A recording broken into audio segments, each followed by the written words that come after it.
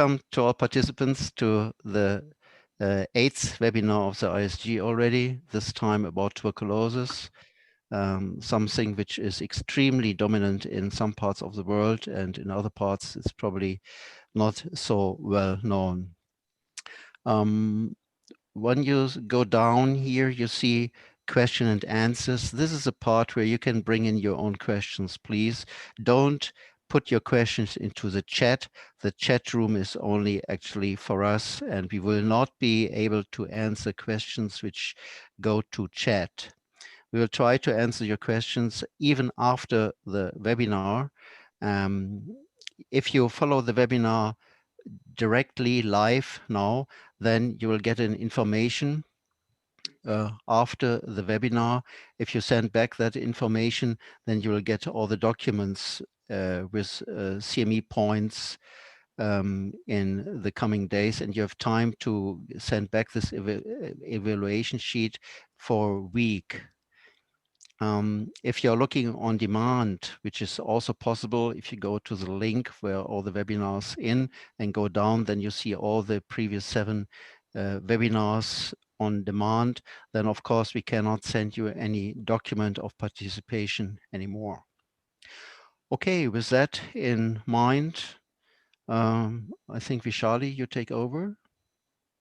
Okay, thank you, Manfred, and welcome once again to the series of webinar by International Uveitis Study Group. So it is my privilege to invite Dr. Rupesh Agarwal from Singapore, who has been a very close associate, and we have been working together for God knows how many years now. He is going to set the ball rolling by telling us about the nomenclature that we need to use for tuberculosis. Over to you. Thank you, Dr. Vishali. Thank you, Manfred. Thank you, IUSG, and thank you, my dear colleagues and all the participants. So, as Dr. Vishali said, it is just going back to primary school to get our basics right. And here is an attempt to standardize the nomenclature about something which we are all familiar with, but sometimes we use different terms, and that can keep us confusing. Just like why we need a nomenclature. And this is picked up from one of the English books, so I don't read literature so much, but particularly looking at the nomenclature, I thought it might be worthwhile putting in, if names are not correct, language is not in accordance with the truth of things. If language be not in accordance with the truth of things, affairs cannot be carried out to success. So I think this can set the stage for the next 10 minutes or so, when I'll be talking about the need for nomenclature. So as we all know, that tuberculosis is there between us and between our patients, and we do deal with it. But sometimes we do use heterogeneous terms to define the same entity what we are talking about. And therefore, it can reflect badly upon us as an ophthalmologist or as an uveitis expert when we go and talk to our pulmonologist friend or respiratory physicians, and they might not be able to understand what we are talking about, and it might create a bit of a challenge. So how did we came to this? So just to give you a background about the group was formed between all of us who are on the podium, as well as there are many people behind the podium who are not, and probably some of you are sitting in the participants as well. A collaborative ocular tuberculosis study group was formed, and it was set up a collaboration with IOIs and IUSG, and also with FOIs later moving forward. And under that group, the objective was to do some retrospective study where we managed to put up some papers there related to retrospective study. Then a consensus group was formed to look at the guidelines, and based on it, we proposed 2 different papers in ophthalmology. However, as we were talking about and when we were dealing with this retrospective thing, we do realize that there was different nomenclature even while we were writing manuscripts, and we realized the people have been using all different kinds of nomenclature or terminology related to TB. Therefore, we decided that it is the right time to set up a group specifically to look into standardize the terminology in order to facilitate the communication amongst the clinicians and to unify the reporting of outcomes after therapy in all the clinical studies, as well as translational research related to ocular TB. And also to create an agreement between the ophthalmologist, uveitis experts, and bridge the gap between the ophthalmologist and other subspecialties. With that, we went on and set up 4 different objectives and put it up under the 4 different columns. where the questions were prepared according to the 4 different groups. First was the disease defining terms. Second was the term defining disease or morphology phenotype. And third was terms related to the treatment or healing and the reporting of the outcome. And fourth is just terms which need clarification. So terms defining the disease itself and all. So what will you like to call intraocular inflammation that has been attributed to tuberculosis? So this was our question number 1. And the group agreed to call it as ocular tuberculosis. What if the inflammation is restricted to anterior segment? As per the Sun classification, we had Sun group also on the board. And according to their classification, we then call it as a tubercular anterior uveitis. Same thing, if it is involving the vitreous and it is involving the posterior pars plana area, posterior ciliary body and highlightis, what should we calling it as? So we call it as a tubercular intermediate uveitis along the same line of tubercular anterior uveitis, so that it is easier to remember, easier to replicate. And if the inflammation is involving the back of the eye, which is the retina and the choroid, and the part of which we call it as a posterior uveitis in Sun, so that one was called as tubercular posterior uveitis. Now, if the inflammation is involving anterior chamber, vitreous, retina, choroid, which is involving the entire globe itself, it can be called as tubercular panuveitis. So these were the terms when we define the anatomical. Then a specific terms related to retinal blood vessels involvement was called as tubercular retinal vasculitis. Now we do know that choroid is also involved. But choroid itself was called as tubercular choroiditis, but within the choroid you can get different spectrum.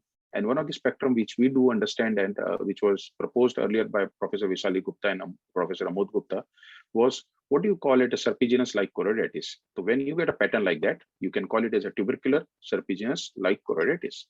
Same thing, if it is the lesion which is not related to, and there was a lot of debate when we had a meeting in Vancouver in 2019, and those were probably the good days when we had an in-person meeting, and I have a photo of that when none of us were wearing the mask.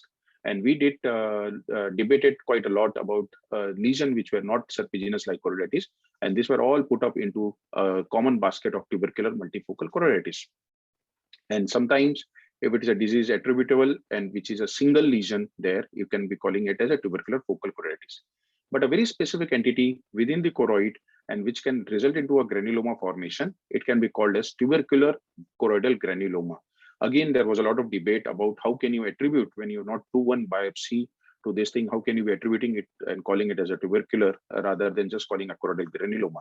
But then we also discussed about the syphilis, it's been calling a syphilitic uveitis and sarcoid granuloma without proving. So here again, we were justified, and in the end, the debate was to go, and the consensus was to go ahead with calling it as a tubercular choroidal granuloma. But if it is a single large elevated mass, we call it as a solitary tubercular choroidal granuloma. Now, what if it is looking like an abscess? So within the granuloma, there is a subcategory where you can get a subretinal yellowish surrounded with exudation. We call it as a tubercular subretinal abscess. And what if we get miliary tubercles or the small tiny tubercles? It was called as choroidal tubercles, and these were the flat lesions of that. So do you agree that the term choroidal tuberculosis should be restricted to the patient with disseminated tuberculosis, or should it be used if there is no evidence of disseminated? We restricted it to the patients with the disseminated miliary tuberculosis, and that is where we were trying to link it up with the systemic disease and the terms which were used in systemic thing. Now, coming to the terms related to the healing and the reporting outcome, and I do know that my dear friend Alistair Denniston is quite into the reporting outcome measurement, and they have set up a group called as Equator Group. They are looking at all the outcomes, and they might be quite interested in standardizing the terminology and using the standardized terminology. So when do we call it as a persistent inflammation? So we again adopted the Sun working group classification, and we use when there is more than 3 months of duration while on therapy, we call it as a persistent inflammation, even when the patient is on TB treatment or a steroid treatment. The Sun classification used the term remission to denote inactive disease for more than 3 months after discontinuation of all the treatment for the eye disease. But can we use that and can we extrapolate it to the TB? Would you prefer the term remission when all the treatments of eye, including ATT and other therapies, have been stopped and the disease is inactive? So we got a consensus of 71 out of 76 people, and that was said that 3 months after the completion of the course of antitubercular therapy, we call it as a remission. When you call recurrence, so again, going back to the Sun, the periods of inactivity without treatment more than or equal to 3 months in duration. So we also adopted the same term, and it was easier for us to adopt a working classification so that people are not confused with TB and non-TB kind of entity. It is often observed that during the course of the treatment with anti-tubercular therapy, certain patients with uveitis presumably associated with tuberculosis, or also sometimes in patients with syphilis, there can be development of worsening of inflammation in the eye. And what term will you like to use it as? We restricted to the commonly used term paradoxical worsening. And again, there was debate, should we be using it, because actually there is worsening of the inflammation, but we adopted the same term so that there is lesser confusion and we can continue to use it. Now, this is the term which has been causing confusion. It's been there in literature for a while. Ills disease, would you prefer to use this term for tubercular retinal vasculitis or any other term decided for retinal vasculitis and avoid Ills disease? So this was again debated, and people said, okay, can be used, and the Ills disease term persisted there when there was no attributable cause and everything has been ruled out. But tubercular retinal vasculitis and Ills disease were not synonymous, and they were kind of kept separated. This is just a table in case if you just want to take a screenshot. I know some of you like to take screenshot, so therefore I kept a table here. How do you define ocular tuberculosis? So ocular inflammation is considered to be tubercular in origin by the treating ophthalmologist based on positive immunological test and radiological test, and not necessarily confirmed tests such as histopathology, polymerase reaction. I know we can debate about this for a whole day, whether is it the real, but as of now, where we stand, unless we have Soumya and we have Professor Vishali Gupta and some of the great scientists who can probably come up with new biomarkers, probably then we may be redefining this kind of entity. And again, to go ahead with the TB, and again, something for you to take a screenshot in case if you are interested in that, where do we call tubercular choroiditis? And there are different entities of tubercular choroiditis. This is again about the treatment outcome, remission, cure, paradoxical worsening, and again, a very simple table presented in that paper, which is published in Ocular Immunology and Inflammation, and you can look into these tables again. So what did we achieve in the end, and what did we wanted to achieve? So there was significant discrepancy and ambiguity in the current terminology. We got a new consensus nomenclature to eliminate the current discrepancy. A new classification will gradually disseminate across the field of TB, ocular tuberculosis, and become the common language, at least amongst the uveitis specialists, infectious disease specialists and researcher, and group advocates widespread application of the new terminology. So this is a picture which I still envy, and hopefully one day we can all get together without our mask. Thank you very much, Manfred and team, for allowing me to speak. Thank you very much. Thank you, Rupesh, for setting the ball rolling. And now we move on to Dr. Soumya Basu, who's done extensive work on pathophysiology and immunology of TB. And this talk will really help us in understanding the future talks about the need for treatment, steroids versus non-steroids and everything. Over to you, Soumya, for a very important talk of the session. Thank you, Dr. Vishali. I discussed with earlier that I would play a recorded video, so I hope that is fine. Yeah, This will help me save time. Yeah.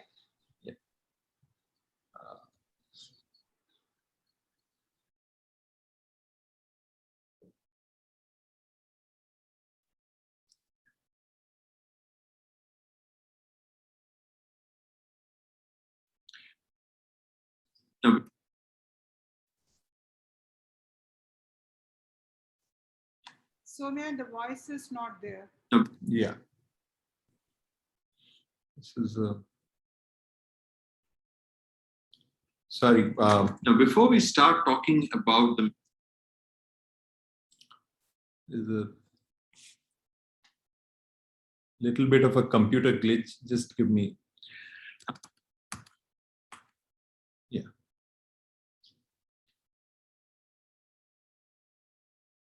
Now, before we start talking about the mechanisms of ocular TB, let's understand why we need to know this. And the most important reason is that it refines our diagnostic and therapeutic approach to the disease. It also helps us in better classification and staging of the disease. Now, the main challenge to understanding the pathogenesis can be summed up in this cartoon, which says that we don't even know what we don't know. And the main reasons for this are the lack of tissue samples from the primary site of inflammation, which is often the choroid or the retina, and the inability to use the blood samples in studying what is happening in the eye. There's also the issue of heterogeneity of clinical cases, which doesn't allow us to accurately compare the data of one case with that of another case. Now, despite these challenges, we do know a bit about the pathogenesis, and these can be summarized on the basis of levels of certainty. The ones that are known with high certainty are the pulmonary origin of the infection, the presence of granulomatous inflammation, the possibacillary nature of the infection, and the involvement of multiple tissue types.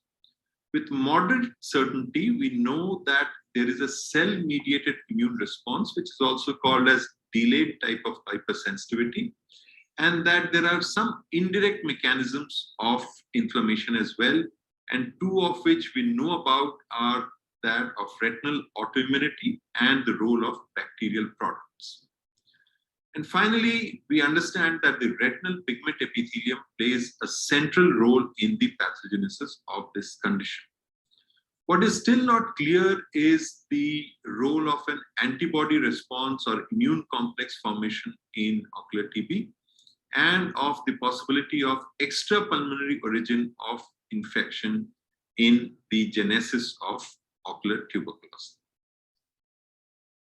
Now, we are going to summarize all this information under the following headings. Where does the infection begin? What are the early events once the infection reaches the eye? What are the direct and indirect mechanisms? And what could be the future directions of us? Now, where does it begin can be understood very well if we consider that ocular TB is a form of extrapulmonary TB. So whatever happens in the eye has to start in the lungs.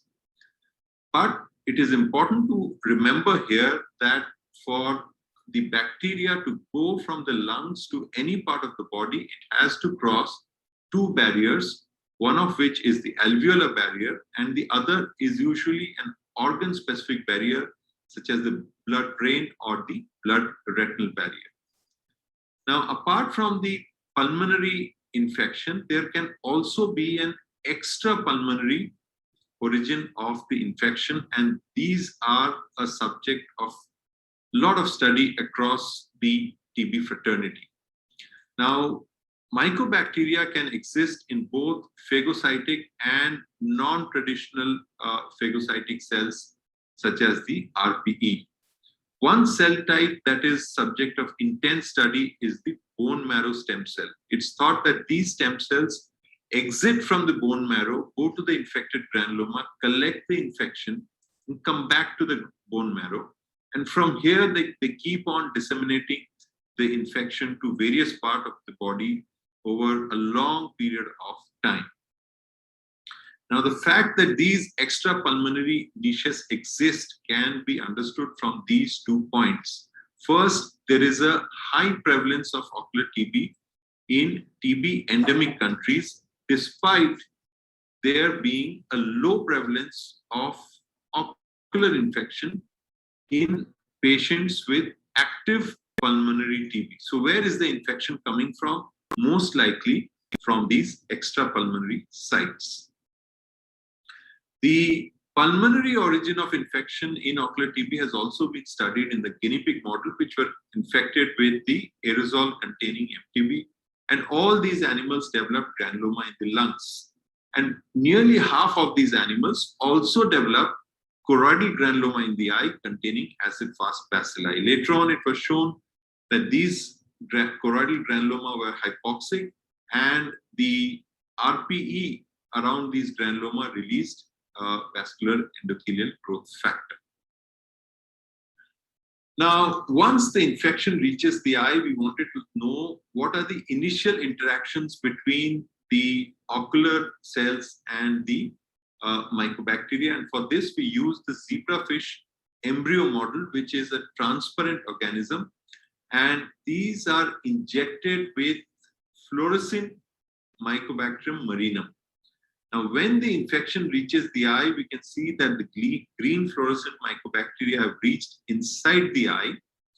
And after the first day, post-injection, we see that there is phagocytosis of mycobacteria by the tissue macrophages in the eye. At 6 days post-injection, we see that these phagocytosed mycobacteria aggregate together to form the early granuloma.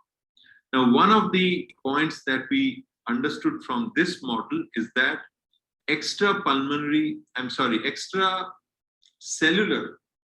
mycobacteria are more effective in causing ocular infection as well as granuloma formation as compared to the intracellular mycobacteria. Now, once the infection is established in the eye, it is very well known that it leads to granulomatous inflammation, and the uveal granuloma that we see here sitting next to the crystalline lens in this enucleated eye is very well known to all of us. What we should also remember is that even in common forms of ocular TB, such as serpiginous-like choroiditis, in this case, we can see a choroidal granuloma with disruption of the RPE. And in a patient of retinal vasculitis, we can see an intraretinal granuloma that can be seen in the picture here. So granulomatous inflammation is very characteristic of ocular tuberculosis. The other point to remember is the central role of the RP in the genesis of inflammation. Now, the distribution of MTB in the RP was first noted in 2006. Since then, it has been known that RPE are as good as macrophages in the phagocytosis of MTB, and they are also able to survive longer with the infection. Thus, both these factors combine together to make the RP a great niche for intraocular infection. Now, despite these compelling evidences for the direct mechanisms in the pathogenesis of ocular TB, we still need to consider some indirect mechanisms which could be causing the inflammation. Why? One obvious reason is the low MTB detection rate in the ocular fluids. The other reason is the response to corticosteroid therapy. Now, in this landmark study by Bansal et al. In 2008, more than half the patients who were clinically diagnosed as ocular TB but were treated with corticosteroids alone had no recurrence of inflammation over a follow-up period of 31 months. That's a significant number, even though this number of no recurrence with steroids was significantly lower than those who were treated with ATT. The other role of steroid is seen in the paradoxical worsening, which we see in these two images, where the patient presents with foveal sparing initially, and after the initiation of anti-TB therapy, we see that the lesions have progressed and involve the fovea, and this needs to be treated very aggressively with the corticosteroid therapy.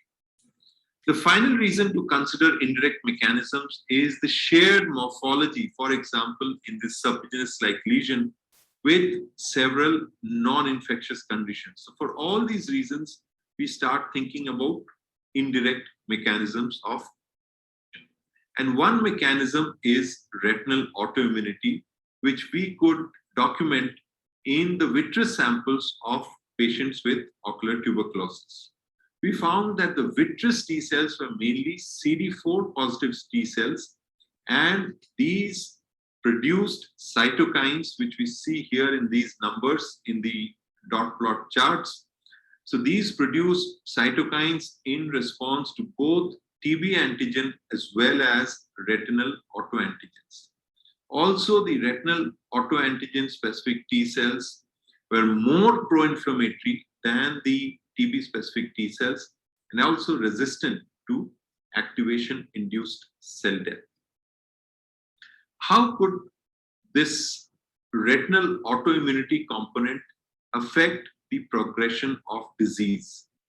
To understand this, we studied the phenotypic nature of these CD4 positive T cells in recurrent inflammation that presented with vitritis alone after completion of anti-TB therapy.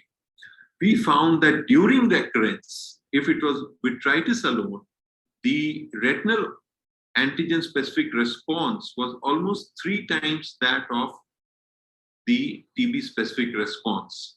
Now, this focus on the retinal antigen-specific response during recurrence led us to the idea that the immune response in ocular TB is probably Janus-faced, like the Greek god with 2 faces. One phase is towards the past, which is during the initial phase of the infection, where it's MTB specific, while during the recurrence, the phase is towards the future, where the cells are specific for retinal autoimmunity. Now, if we are able to verify this, it would mean that we can treat at least some of these recurrences with corticosteroids alone without the need of any anti-TB therapy. Now, autoimmunity is not the only indirect mechanism. We could also consider bacterial products as a possible indirect mechanism for ocular inflammation. We have at least 2 evidence to show that bacterial products might be working. One of them is the experimental autoimmune uveitis, where heat-killed MTB are used as an adjuvant to boost the immune response in the eye. The other example evidence is that of experiments that were performed more than 100 years ago, which showed that dead MTB, if injected into the carotid arteries of rabbits, could induce nearly all forms of uveitis except retinal vasculitis. So with this background that there exists both direct and indirect mechanism, we ask the question, can latent TB cause ocular inflammation? Well, this is a tough question to answer, but we should understand that latent TB is defined as the persistent immune response after stimulation with the TB antigens without a clinically manifested active disease. And as we shall see in the subsequent presentation, that only a small fraction of patients with TB immunoreactivity actually have viable bacteria in their body which are capable of causing disease. So it's surprising that we still continue to call latent TB as a cause of ocular tuberculosis. In fact, ocular TB is probably the only known human disease that is thought to be caused by a latent infection. Now, for the future, there are still some unresolved questions. For example, what could be the relative contributions of the direct versus indirect mechanisms in different clinical presentations of ocular TB? And what could be the diagnostic markers to pick up these direct or indirect mechanisms? The directions for future studies are mainly based on the multi-omic studies. Single cell transcriptomics has already made inroads into studies of various uveitis conditions. And recently, proteomics has been reported in patients with ocular tuberculosis. Apart from this, there is also the need to standardize the definition of cases, both the disease as well as the host, and the COT study and the recent SUN classification are spearheading these efforts. To summarize, the source of ocular inflammation in tuberculosis can be both pulmonary and extrapulmonary. The mechanisms can be either direct or indirect, with a specific role of retinal autoimmunity, probably more during the recurrent form of the inflammation. And there is a need to relook at the idea of latent TB causing ocular inflammation in our patients with ocular tuberculosis. I would like to acknowledge Professor Narsingh Rao and John Forrester, both of whom are my mentors for the Wellcome Trust India Alliance project, and Professors Amod Gupta, Lalita Ramakrishnan, and Paul Elkington, who have been very kind to share their immense wisdom with me whenever I had asked them for it. Thank you so much for your attention.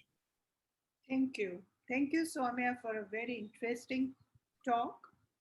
And with this, we move on to the next aspect, that is the epidemiology of TB by John Campen. John, are you there? Perfect. Yes, just a moment. Let me get my talk to be recognized by Zoom. So you want to share? There we go. Yeah. All set.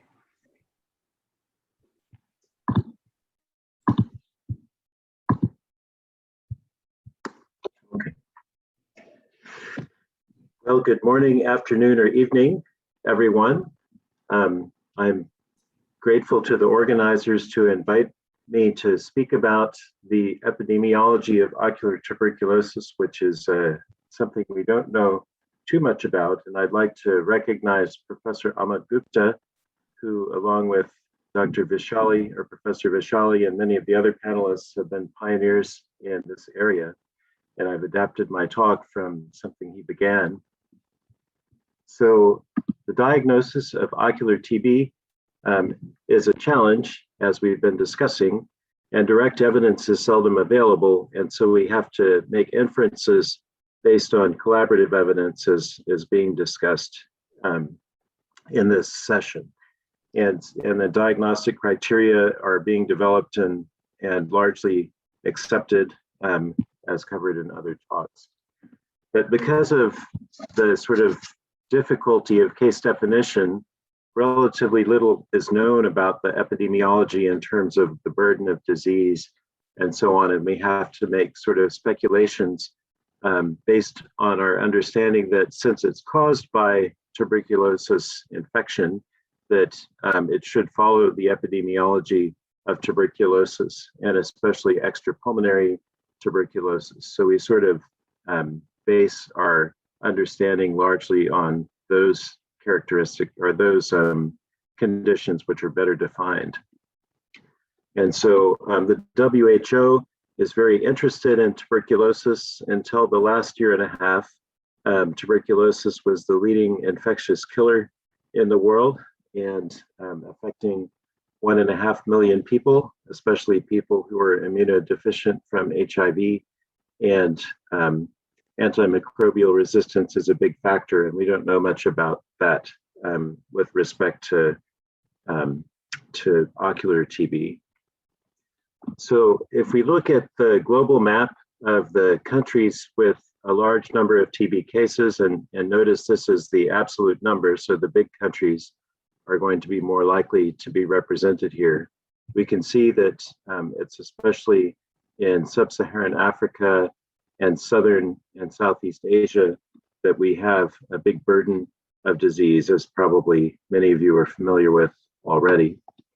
And if we look at the incidence rate, which is adjusting for the population size, we see that especially in Southern and Central Africa and sort of in Southeast Asia, we have a high incidence of this condition, and to a lesser extent in Northern Asia and South America, but sort of relatively less in Europe and North America. If we look at the secular trends over time, this used to be extremely common at the beginning of the 20th century, and both the incidence rate and the risk of death have greatly declined, sort of especially right after the World War II period, and have been sort of on a general downward trajectory until we got into the HIV era, which began to increase the burden of disease again. But it still remains quite low compared to the first half of the 20th century. And if we look at more recent developments, things have been fairly stable, other than the number of deaths is declining, I presume, because treatment is improving, and sort of directly observed therapy has been an important part of advancing treatment, but otherwise things have been fairly stable. If we start thinking about extrapulmonary TB, then this sort of differs a little bit, and this might be partly affected by sort of greater sophistication in making complicated diagnoses, but we see that the sort of more wealthy parts of the world are sort of doing better here. The place where I work in Ethiopia seems to be represented as well, which is interesting. And so, you would need to kind of combine this with the overall burden, which was more in Southern Africa and Southeast Asia. So we would expect then that in these areas, especially, we would be seeing a lot of ocular tuberculosis.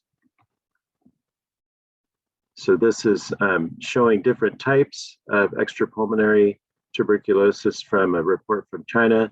And we can see these are largely stable over time, except for some reason, pleural tuberculosis was increased a lot over time in this report. So I don't know if that's a universal experience, but overall, these things continue to happen, and likely ocular TB would be somewhat stable over time as well.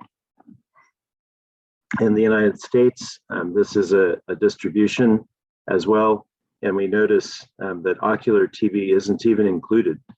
And so this is sort of part of our mission, I guess, is to gain attention to this problem, especially since it seems to be one of the great opportunities that exists in the field of uveitis to cure patients, with a large proportion of ocular TB patients being cured, although there are issues like paradoxical worsening that were mentioned recently and need for corticosteroid treatment. Now, if we look at ocular tuberculosis at the beginning of the 20th century, this was thought to be a major cause of ocular inflammation. And at the sort of very beginning of the century, it was a large proportion, and then it kind of became more popular. And eventually, sort of after World War II, it was thought that a very large proportion of uveitis cases were caused by tuberculosis. And so we don't know really if this was real or if it was exaggerated at that time, because subsequently it's dropped a lot. So with more recent reports, we could see in Western or in the United States that the number of cases attributed to tuberculosis is very small. Now, if we think back to the number of tuberculosis cases overall, we can see that it should be small because there aren't very many tuberculosis cases in the United States. If we look at continental Europe, we're getting a little bit bigger numbers, but still a relatively small proportion of all uveitis cases in these subspecialty clinics.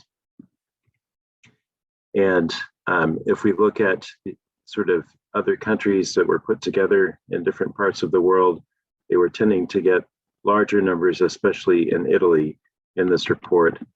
And then in sort of the Middle East, sort of bigger numbers, especially in Saudi Arabia, and one report from Turkey.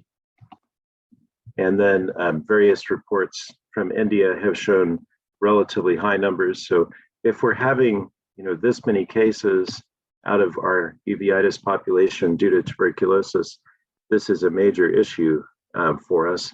And really, it should be an issue everywhere because it's an opportunity to cure the patient in many of the cases. And so it's kind of good news if we have a high proportion, and part of the motivation to give a talk or a series of talks like today to help all of you recognize this as something that has quite a good prognosis if the diagnosis is made.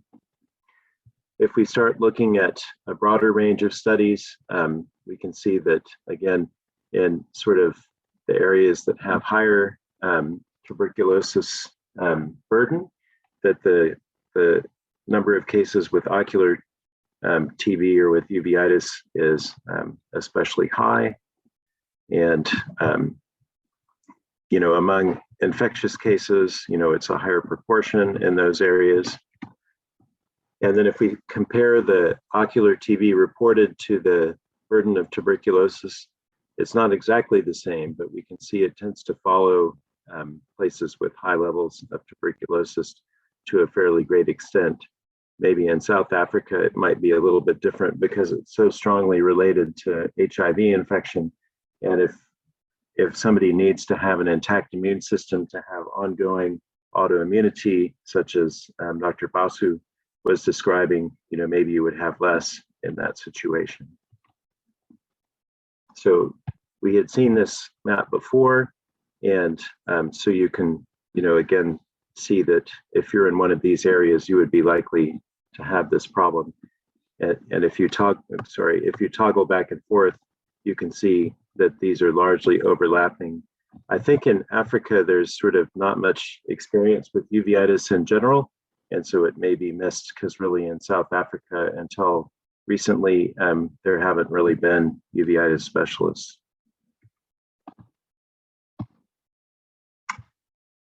Oops, excuse me. All right, so let me summarize then. Tuberculosis is a major and high-profile public health challenge as a sort of overall disease, and one of the priorities of the global leaders in healthcare and the big NGOs like the Gates Foundation. And so far, ocular TB has not been well recognized by these entities. Sort of slow progress is going on about that. And so there's a need for us to advocate about that because this behaves a little bit differently. Like in Ethiopia, the diagnosis is exclusively by PCR testing of the sputum, which doesn't really help us much with ocular TB, which is probably largely related to immune response and paucibacillary kind of situation. And so I actually have to import PPD myself to make the diagnosis. Consensus and diagnostic tools are developing and fairly well developed now, as you're hearing at this conference. The reported prevalence of uveitic or ocular TB, that's uveitis mostly, varies greatly, and this probably reflects the epidemiology of TB itself, and then also sort of the, I guess, the familiarity of clinicians with the condition. So there might also be differences in pathogens in different parts of the world that those doing pathogenetic research are sorting out for us as well. Thank you very much. Thank you, John, again for a very, very enlightening talk and telling us about the global epidemiology of ocular TB. With this, now next talk is mine, and we move on to the clinical aspect of the disease. Vishali, very quickly, sorry. Please, to all participants, don't put your questions into the chat part. There is a question and answer part, and use this one. We will not answer the chat questions. Vishali. So mine is going to be the, sorry, one sec.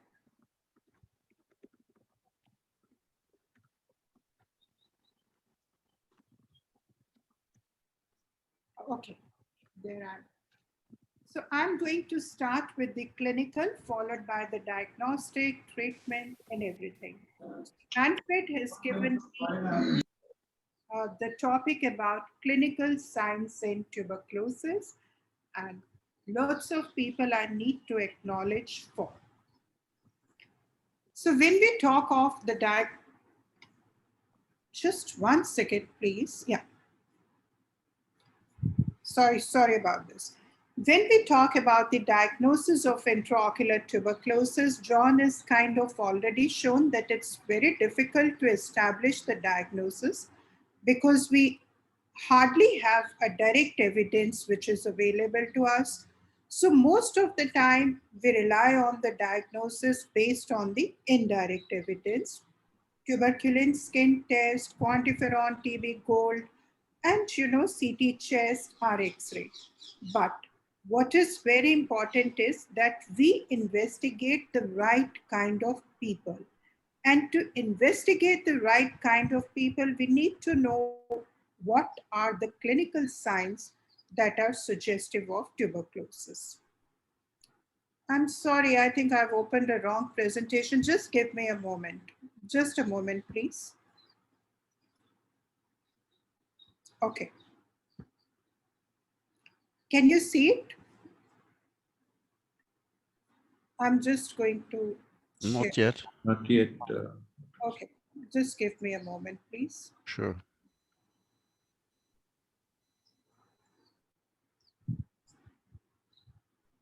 I mean, it's open on my computer, but when I'm opening, it's opening a wrong one.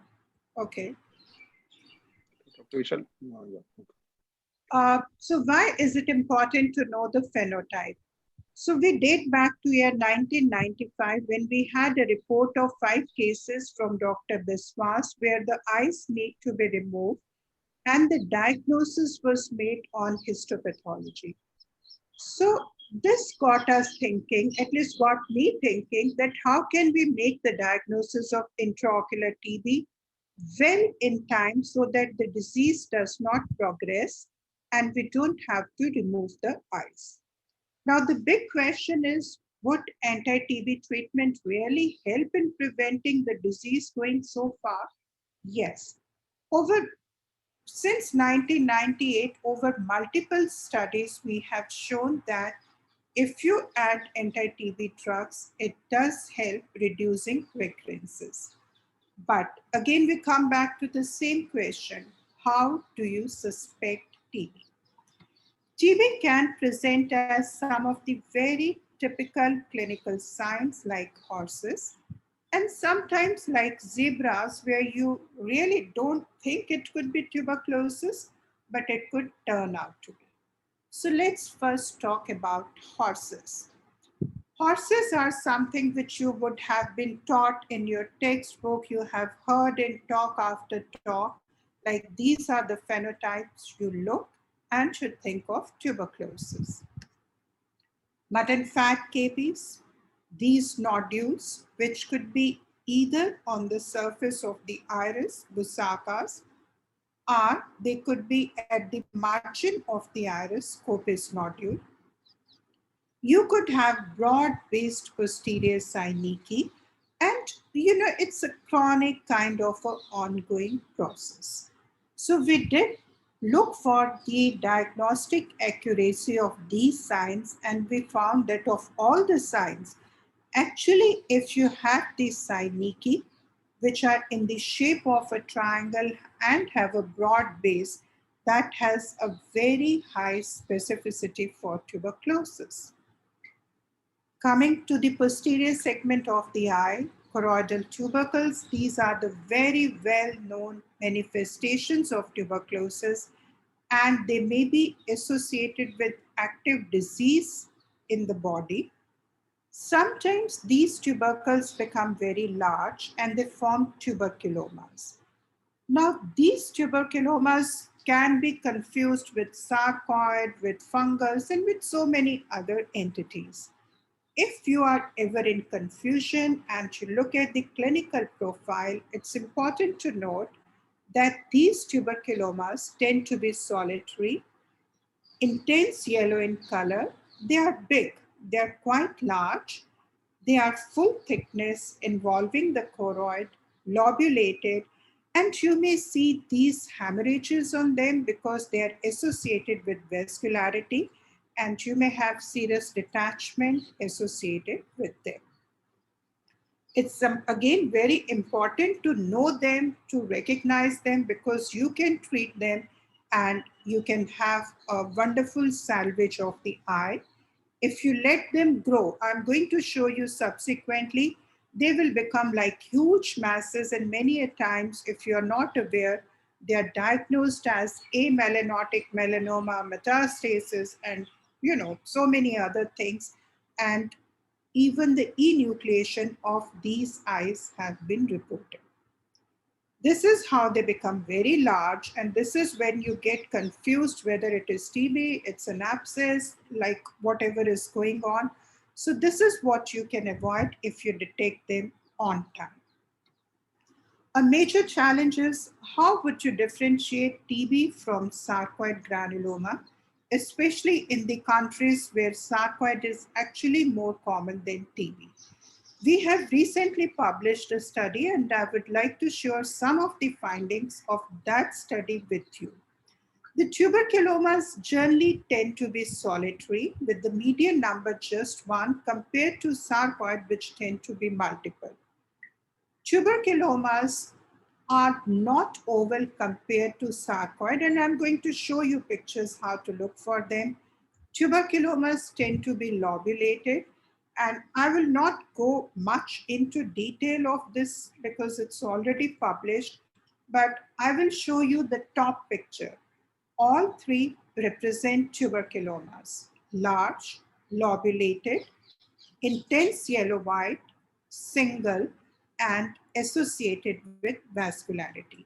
The sarcoid granuloma, on the other hand, sometimes they are so discrete, multiple, that you can't really differentiate them from the underlying, from the adjacent healthy retina. OCT is very useful.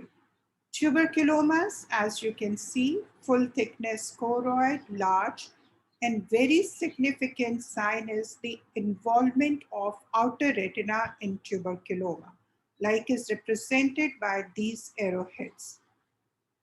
Sarcoid granulomas, as you see in the arrow, oval, they are not as big as the tuberculomas. They are kind of small, multiple, and they tend to be in the deeper part of the choroid, and they do not most of the times have an associated outer retinal involvement.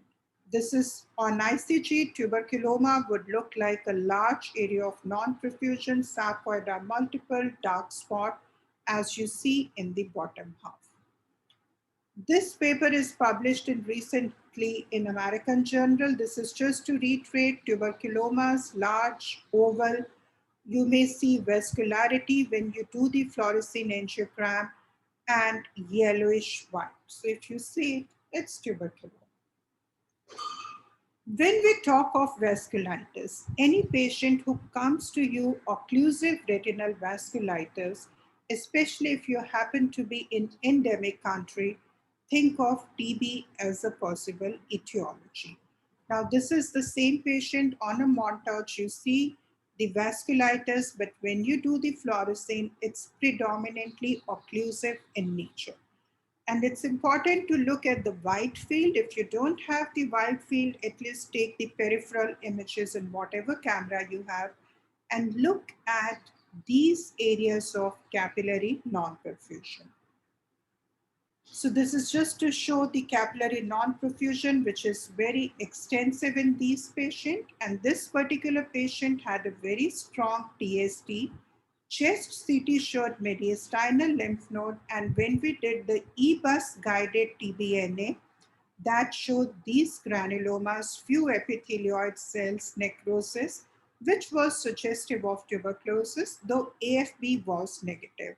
So patient was treated with treatment, and he responded very well.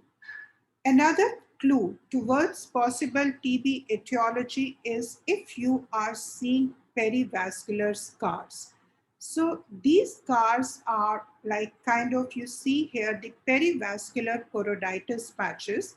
In a patient who has occlusive vasculitis is a very strong indicator that what you are dealing with could be tubercular. And here I would like to draw your attention to the perivascular patches of choroiditis, which subsequently on healing will become pigmented scars.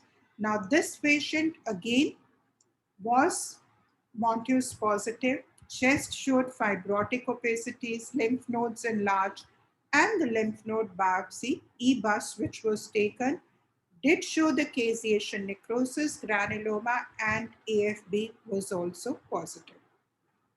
So these are the scars which you should look for, and this is more, magnified view to show perivascular scars, highly suggestive of tuberculosis. Tubercular serpiginous choroiditis is a phenotype that we described in 2003. And it made a major difference in the way we managed our patients with serpiginous choroiditis. Now, before we thought of TB as a possible etiology, we were like treating all our patients with serpiginous choroiditis as we were told to do. Like it's an autoimmune disease, you treat with immunosuppression and steroids, and that's why we were doing. So when I looked at the data and we published this paper before 2003, we realized that despite giving so much of immunosuppression, more than 95% of our patients with serpiginous choroiditis were showing recurrences. They were coming back again and again. So this got us thinking as to why would a disease recur. One, could be you are not giving a good immunosuppression, but then we were giving 2, 3 immunosuppression. And why would a disease recur despite immunosuppressive, which means either it is recalcitrant, which is not so common, you can't have 100% of your patient belonging to this category, or there is a hypersensitivity response to a microbe, which means it needs immunosuppression to take care of the inflammatory component, but it also needs specific therapy for the microbe.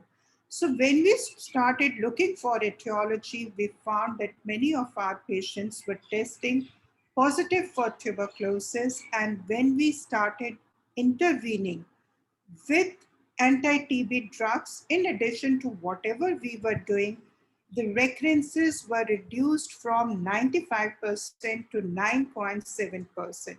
This is what which has made a huge difference to our lives, that you add a specific therapy, you decrease the need for immunosuppression, and you reduce the recurrence rate.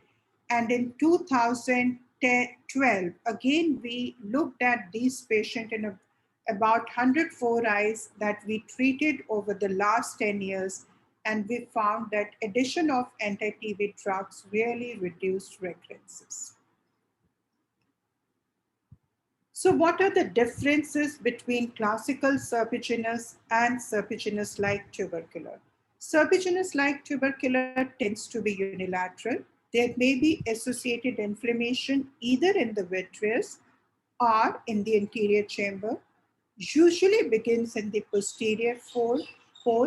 Multifocality is the key. You have multiple small lesions, and pigment clump happens in the center of the healed lesions.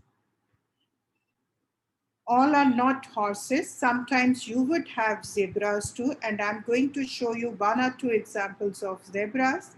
Now, this is a 57-year-old lady. She had a decreased vision in her right eye for 1 month, and the opposite eye had suffered trauma with the stone. She came to us with peripapillary serous fluid, and there was nothing significant except for vitritis. The tests were negative, and I thought it was sympathetic ophthalmia. But when we started treating her on steroids and immunosuppression, her lesions kept on progressing. So when the disease is not responding the way you expect it to respond, think of something that you are missing. So after going through a lot of struggle, finally we convinced her to get the blind eye enucleated, which showed a acid-fast bacillus sitting there. And finally, this lady's progression was stopped by the addition of anti-TB drugs. The last part of my section is, why is it so important to recognize the phenotype and give treatment? What will happen if you do not treat these patients with anti-TB drug? I'm going to show you 2 cases and then finish my talk. Now, this is a 36-year-old man who complains of decreased vision in the left eye of 2 days duration. So as we look at it, this is serpiginous-like choroiditis. You have multifocal lesions, and you also have these scars, perivascular scars. You have the lesion where the center is showing the pigment clump and the sides are getting active. And there is probably some fluid here also. The opposite eye is kind of all scarred and was treated with steroids in the past.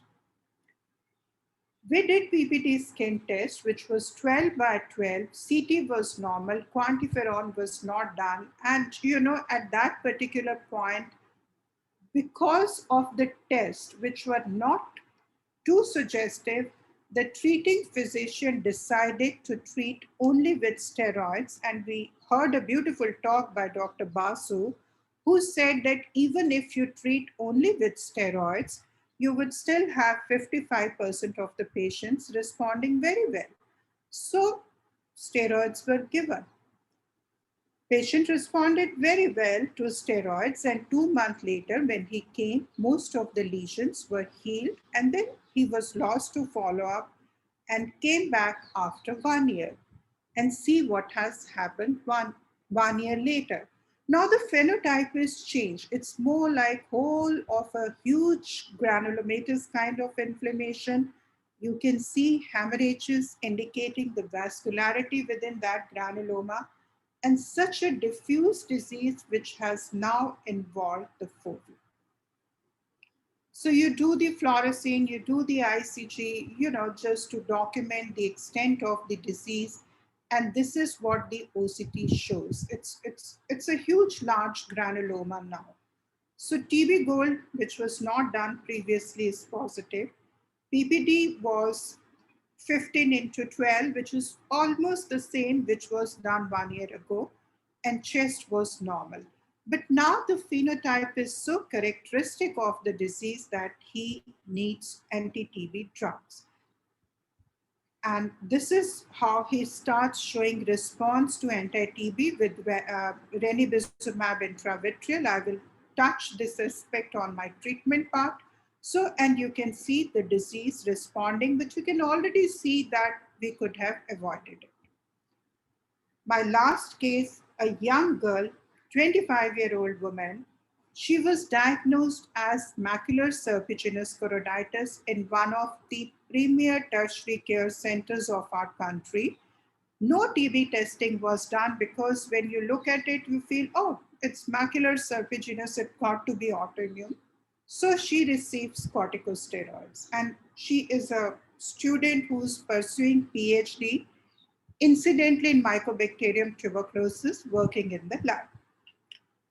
So 2017, she has first recurrence, and sorry, these are the pictures that patient was carrying, so quality is not under my control, but you can see it's an active disease, methotrexate was added. There is a second recurrence, again you can see the disease progressing, azathioprine given, and then third recurrence, TB was suspected, but again fluorescein was done, which is showing new vessels, but I don't think, like she was biologics were planned or something. And when we saw her, this was the stage, like her macula is totally knocked off, multiple recurrences, and you can see the choroid involved. And after extensive investigation, we found that in her parotid, she had a focus, increased uptake, and she said she had undergone parotid biopsy, which was Warthin tumor. But when we got it reanalyzed by our expert pathologist, it came out that even in the parotid, she had tuberculosis, which had granulomas. So probably this was the niche that Dr. Basu was mentioning. It could be anywhere in the body. So this is her story, which came out to be this thing, and this is how she responds to anti-TB drugs. But we could have saved all of this scarring had we initiated the treatment right at the stage when she first presented to ophthalmologist, when she just had this. This was the stage to diagnose TB and to manage, and not let it progress to this stage with 3 years of torture, running from place to place, and finally ending up with a scar like this. I would again like to acknowledge a lot of my collaborators and especially the COTS team who have helped us in better understanding the disease. And with this, we move on to the diagnosis, how to make diagnosis. I would like to invite Dr. Salil Mehta, who will talk like the phenotypes that I have shown. How do you make the diagnosis out of those? Thank you. Dr. Salil? I don't see him. Manfred, is he around? Very much here. Okay, perfect. Very much here. So let me just get hold of my share screen.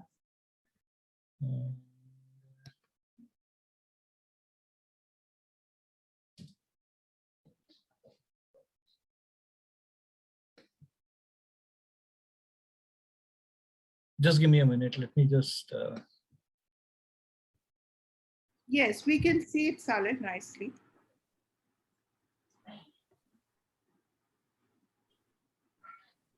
Yeah, I just want to. Just give me a minute. Okay.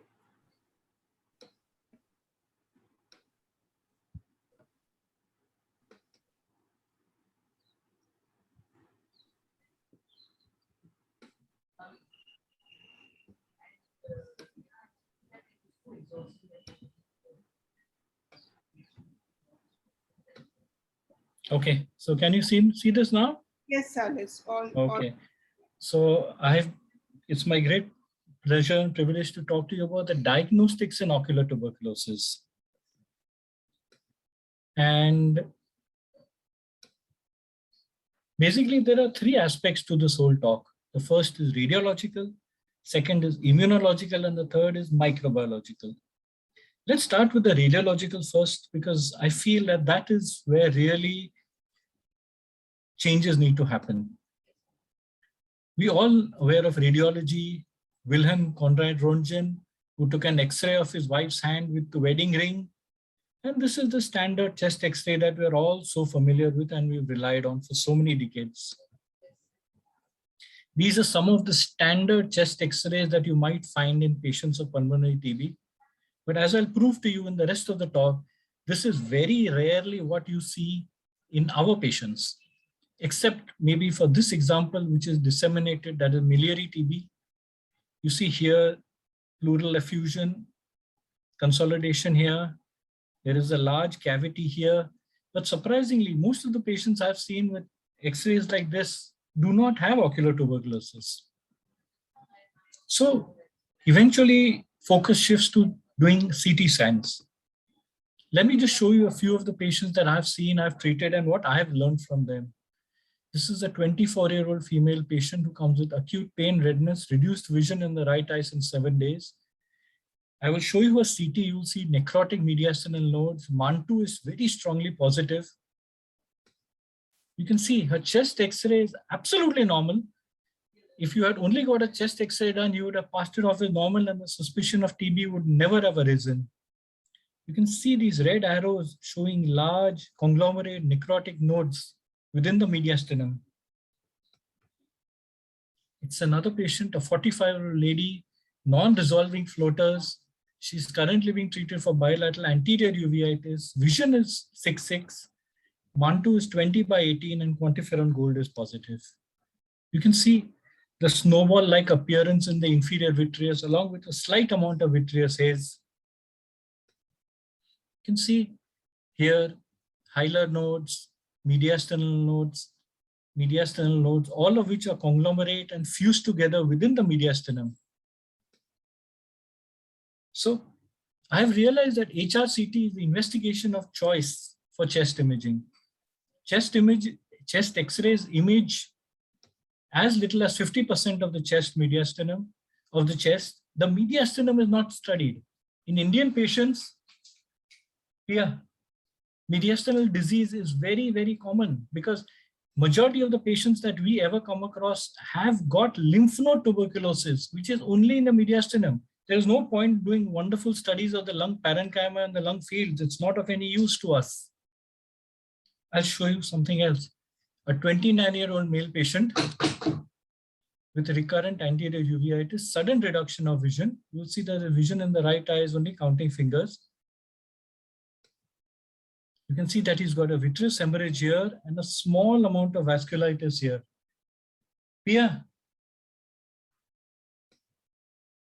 MAN2. Charger, quick. The MAN2 is positive. TB quantiferon gold is strongly positive. FFA shows extensive NVD and ischemia. You can see that the only positive finding here is mediastinal lymph nodes here and here. If you had only done chest X-ray, you would have missed this. After this, I decided to start exploring the world of PET CT scans, for which my hospital had just installed a new machine in those days. And I'll show you a few of the patients I've studied using a PET scan. So this is a 55-year-old female who has been previously investigated and treated for sarcoidosis, but she was not getting better. She's got bilateral granulomatous anterior uveitis. This is her HRCT, post-contrast. You can see large conglomerate nodes right everywhere in the mediastinum. Now this is her PET CT. The brighter the yellowish, the greater the uptake of 18 FDG PET. So you can see that there's left hilar and left subcarinal lymphadenopathy. You can see this is normal. This is the dye in the bladder.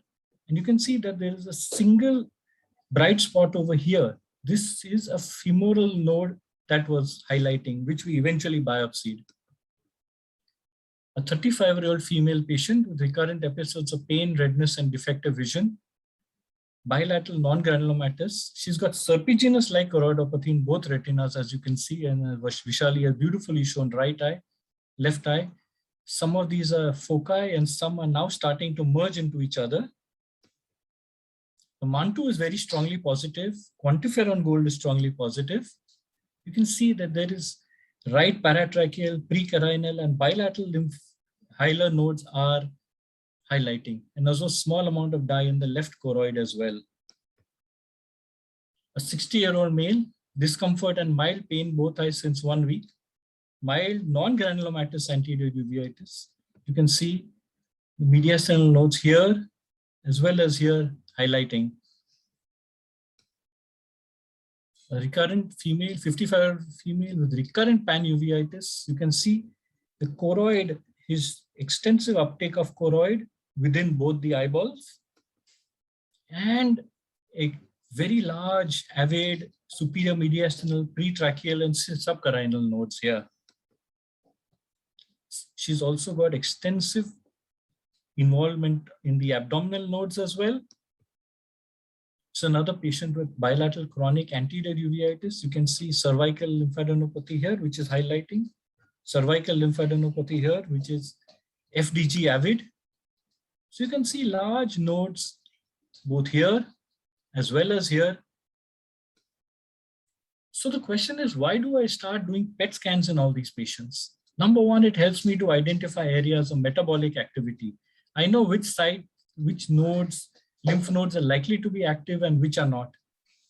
It helps me to find sites of biopsy. Our current thinking is that the more FDG avid the node is, the greater the chance of finding something when you do a biopsy of that node. And potentially, I could use it even to track improvement following ATT. Second, let's go to immunological tests. First is MAN2.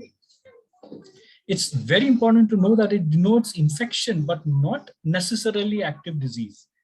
So the CDC classifies MAN2 as greater than 5 mm in HIV positive patients. Positive is 10 mm in these categories and 15 mm in the rest of mankind. Then you can think of IGRAS, that is primarily detects the presence of latent TB, and there is quantiferon TB gold, or the second one is T-spot TB test from Oxford, and both use an ELISA to assess the production of interferon gamma when peripheral monocytes are stimulated. So is there any way you can actually confirm? Yes, you can do aqueous and vitreous sampling. You can do histopatho-ocular tissues. Histopatho-ocular tissues is very difficult, and it's primarily done only for enucleated or eviscerated eyes. But earlier we would do solid and liquid culture inoculation. So this were the culture mediums that we used to use. Lowenstein-Jensen, Middlebrook, or Middlebrook 7H. Now, of course, we have much more sophisticated culture media like Bactex 460, MGIT, which is Mycobacterial Growth Indicator tubes, or of course, PCR. Of late, especially in PGI Chandigarh, I'm very happy to say, there has been a lot of interest in using nucleic acid amplification tests like Gene Expert or line probe assay. This is the Gene Expert machine, and what it does is uses this cartridge, and you insert it here, and then within an hour or two, you get an idea whether there is Mycobacterium TB DNA detected or not. Plus, it can give you an idea of rifampicin resistance. The other type is MTBR-DR+, also called Haynes+, which is a line probe assay, but it does pretty much the same thing. And of late, there has been a lot of interest in using PCR as well as any of the others in detecting of Mycobacterium tuberculosis. And I believe this is the future. All patients will be getting an aqueous or a vitreous biopsy. We'll be sending it straight for PCR or maybe even Gene Expert, and we'll forget about the rest of the modalities. Thank you.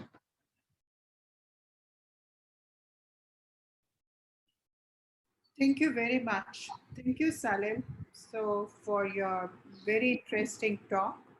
I think there is a, we will take up the questions and discussion towards the end.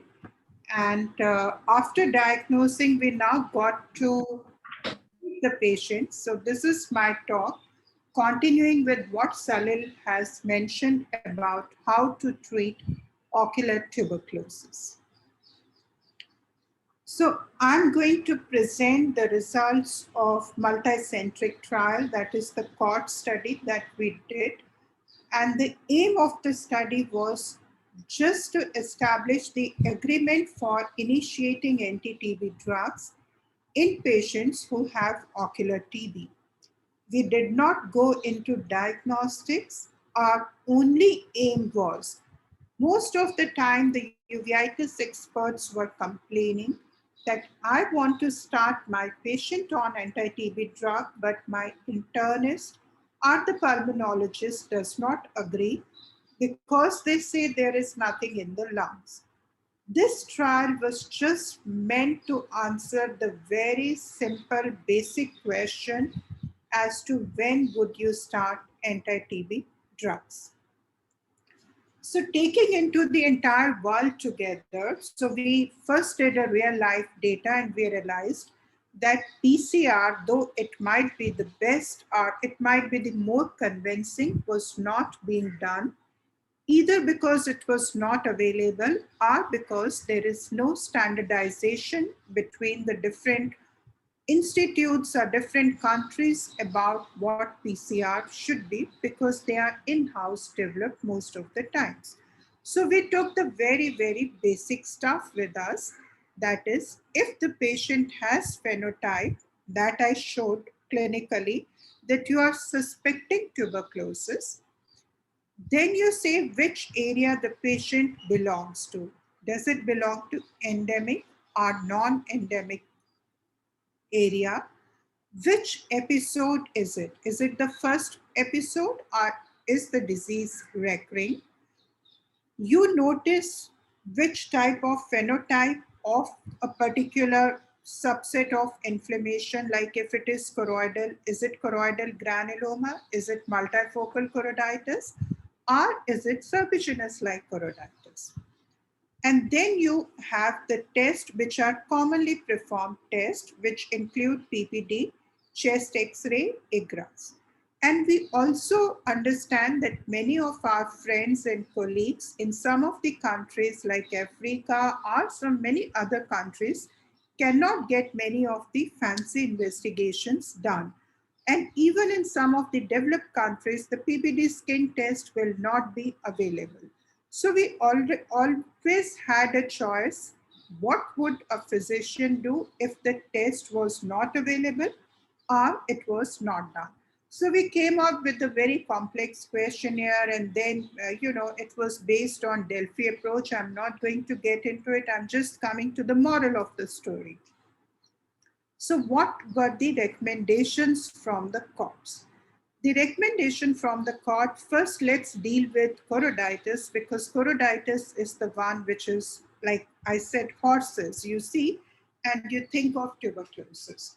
So most of the experts agreed, and this is a very strong consensus for serpiginous-like choroiditis, that if you see serpiginous-like choroiditis in a patient who is coming either of the region, patient could be from any region, endemic, non-endemic, and has all the three tests positive, that is immunological as well as one radiological test.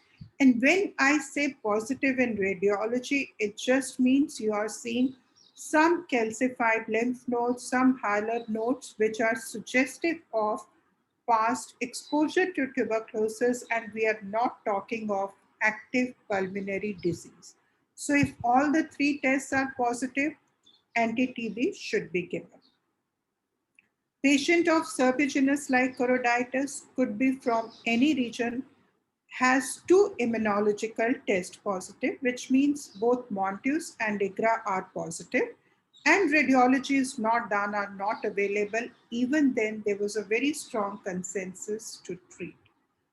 The third scenario is patient with serpiginous-like choroiditis could be from any region and just has one radiological test, just has one immunological test positive, which could be either PPD or IGRA, and one radiology, that is either CT or PET or whatever X-ray chest is positive. There is a strong consensus to treat. These three situations were very clear. However, there were few situations where we had to go on to more discussion, and we resorted to Delphi 2. I will talk of those two scenarios there. Patient with serpiginous-like choroiditis could be either from endemic or non-endemic region and has one immunological test positive. That test could either be PPD or IGRA, and radiology is not done or not available. Even if though one test is positive, the experts felt that if you are seeing serpiginous-like choroiditis, which is looking like TB, you should treat your patient with addition of anti-TB drugs. There was some differences between the endemic and non-endemic region, and that was probably based on the availability of the test. Experts agreed that if the patient had serpiginous choroiditis from an endemic region, they inclined to rely more on the PPD test, that if you have serpiginous choroiditis, Indian patient, and PPD is strongly positive, go ahead and treat. You don't even have to wait for the other test. However, if the patient is in the non-endemic region, for example, any country in Europe, and serpiginous-like choroiditis, IGRA is positive, go ahead and treat. So I think this IGRA versus PPD was depending on what test is available in which countries. Now, this is very nice. Like you see a 28-year-old girl, you see the typical serpiginous-like choroiditis, multifocality, PPD is high, CCT shows some hilar lymph nodes. How would you manage? So you would add anti-TB to it. But like Soumya showed, when you add anti-TB, you may end up with paradoxical worsening, which means either the new lesions appear or there is progression of the old lesion. And this typically happens within 2 to 3 weeks of starting anti-TB drugs. And is typically seen in patients where you have given either low dose steroids or for some reason you do not use steroids. Now there is paradoxical worsening. What should you do? So this paradoxical worsening, as Soumya has already shown, is an immune-mediated disease. and would require the treatment with steroids or immunosuppression. So all the experts agree that for serpiginous choroiditis, concomitant steroid should be used. So to prevent paradoxical worsening after the initiation of anti-TB, steroids may be initiated. If patient is unable to wean off corticosteroids or in whom the disease progresses despite the initiation of ATT, you may consider adding corticosteroid-sparing immunosuppressants. There was no consensus on intravitreal injection of steroids or methotrexate, but however, practically I have found intravitreal steroids working very well in these patients. Then we come to other forms of choroiditis, which are the granulomas or multifocal choroiditis. Now, when we looked at the granuloma, the experts agreed that this phenotype is so characteristic that even if you see any one of the tests positive, you would treat. Multifocal choroiditis per se is not a very strong phenotype for TB. So they strongly agreed to treat only if all the three tests were positive. Now we come to other forms of uveitis other than choroiditis. Again, now here you would see we talked about anterior, intermediate retinal vasculitis and panuveitis. And let me talk about, I think these tables are kind of complex, so I will not like to go through this. I will just summarize the whole thing for you. So in summary, serpiginous, I have detailed a lot that even if you have one test positive, there was a consensus to treat. Anterior uveitis. Experts agreed that in the first episode, even if you have the test positive, there was not a very strong consensus to treat. They agreed to treat only if the disease was recurrent and if all the three tests, at least two of the tests are positive. Similarly, for intermediate uveitis, we did not have a very strong consensus to treat the first episode. However, for recurrent diseases, there was a consensus to treat, but you will not treat based on only one test positivity. There had to be at least one immunological and one radiological test which have to be positive. Now, inactive vasculitis is another interesting area because many times these patients would bleed, and you may call it Eales disease or anything, but once there is blood in the vitreous cavity, you would do surgery, you would remove the blood, and surgery, since you have removed the blood, you may get PCR or whatever, something comes positive. The question is, would you treat the inactive disease? And I just answered one such question in Q&A. If the disease is inactive, there is no consensus to treat. You note it down, and if there is reactivation or recurrence, that is the time when you would treat. However, if there is active vasculitis, which is occlusive, which phenotypically looks to you to be of tuberculosis, this is to be treated preferably if all the three or at least one immunological and one radiologic test is positive.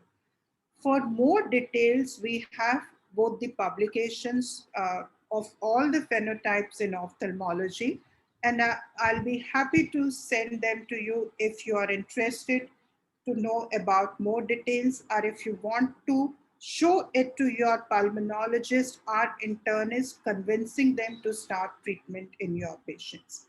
Again, I'm very thankful to all the team who were physically here and who helped us in developing the guidelines. Thank you very much.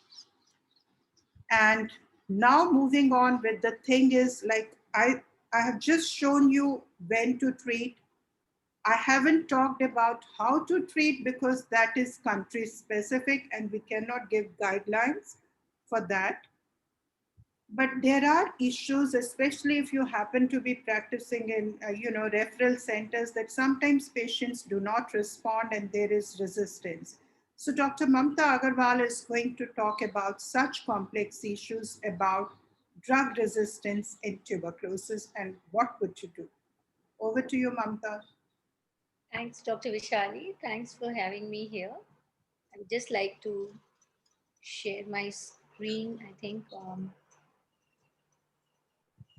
you have to this thing, then it works. I have stopped sharing, haven't I? Yeah. 1 second. I don't know. I should share now. Yeah, you can share. Yeah. Perfect. You see the screen? Yeah, absolutely. I'll just minimize this. Yeah. All good.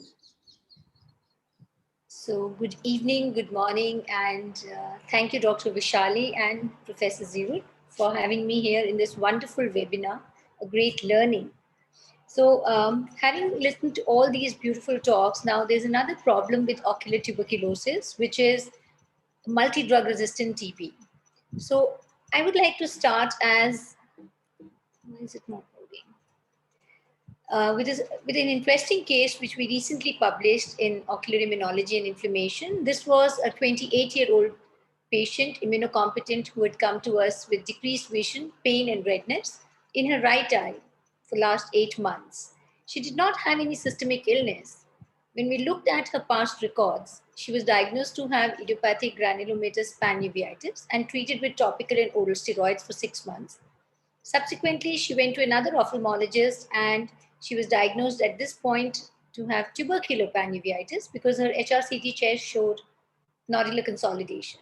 And she was started with a standard anti-tubercular therapy with oral steroids, and azathioprine was also added. So when we looked at her, this is the right eye with the light perception only. Left eye was normal, and diffuse congestion, and you can see 360-degree limbal infiltrates were seen. There was a peripheral corneal melt, and interestingly, there were scleral nodules in all the quadrants. Anterior chamber details were not seen. We did an ultrasound which showed attached retina and increased choroidal thickness with vitreous echoes ++. Routine investigations were normal, but ESR was raised. We did a microbiological workup, and smear and PCR was suggestive of Mycobacterium tuberculosis, as we see in the next slide. So this was Zn stain, which showed acid-fast bacilli, and this was nested PCR, which was positive for MPB64 and IS6110 genome.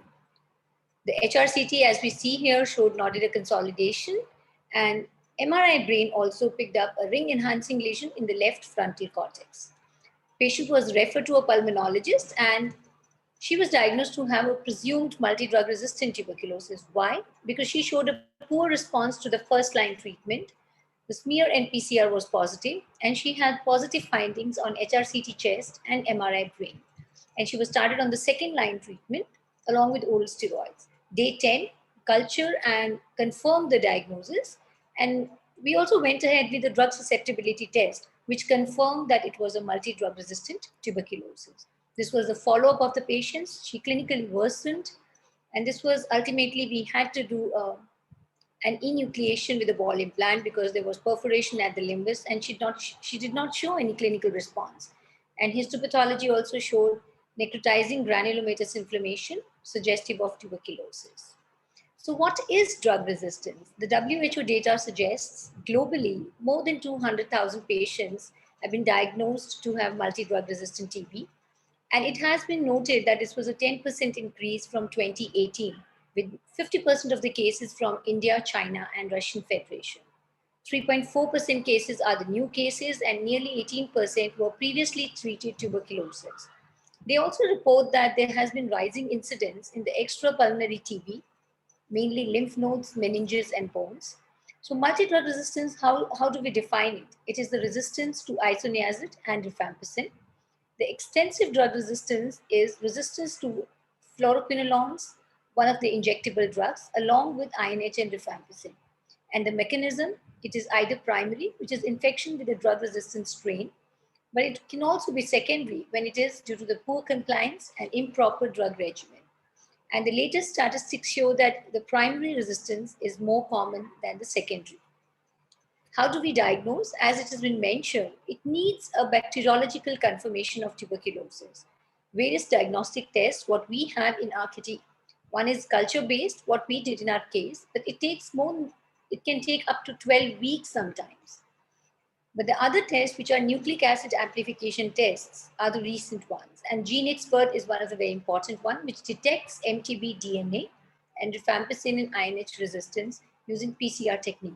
And they report that it has high sensitivity and specificity, but more for pulmonary TB than for extrapulmonary TB. The line probe assay is also based on nucleic acid amplification test, but it has chances of increased cross-contamination and giving false positive results.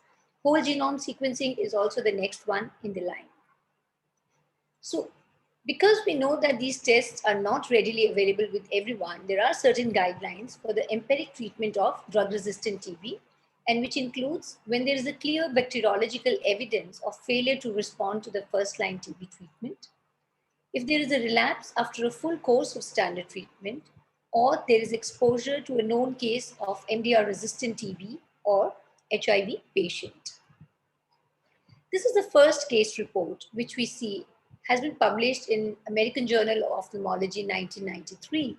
It was reported a TB case in a 66-year-old patient who was diagnosed to have choroidal nodules, and she was treated with isoniazid and rifampicin for 8 months. But 2 years later, she showed recurrence and pulmonary TB developed. And this was again diagnosed to have drug-resistant TB. She was treated with pyrazinamide and ethambutol, following which resolution was seen. This was another recent case, which was very interesting. And this was a tubercular granuloma with exudative detachment in a 28-year-old patient when she was treated with standard antitubercular therapy and oral steroids. A pars plana vitrectomy was done, which was subjective to drug resistance test. And she was diagnosed to have rifampicin resistance, multi-drug resistant TB with a mutation at 516 codon. A second line treatment was given, and the authors report that there was a shorter turnaround time with these tests. There's no need for culture growth, and you can directly apply in the clinical samples. The same group also published another series where they subjected the vitreous fluid in patients with tubercular uveitis, and they compared these tests. And they say that multiplex PCR with gene sequence, it shows the highest sensitivity and with least false resistance test, as was seen in GeneXpert test and MTB-DR+ test. So how do we treat these patients? The second line drugs, preferably oral drugs, are preferred by the clinicians. Patients, they need longer duration of treatment due to weaker drugs. It may last up to 24 months too. We need to closely monitor these patients for the adverse effects. And the treatment success rate has been reported to be nearly 56% in drug-resistant TB. So in conclusion, I would say that ocular tuberculosis is a clinical challenge. The diagnosis, as we all learn, it's mostly presumptive. The poor response to treatment may be due to delayed diagnosis, but drug resistance has to be a high index of suspicion. And early recognition can improve the visual outcome and the clinical outcome. Thank you so much. Thank you. Thank you, Mamta, for the beautiful cases. Thoroughly enjoyed.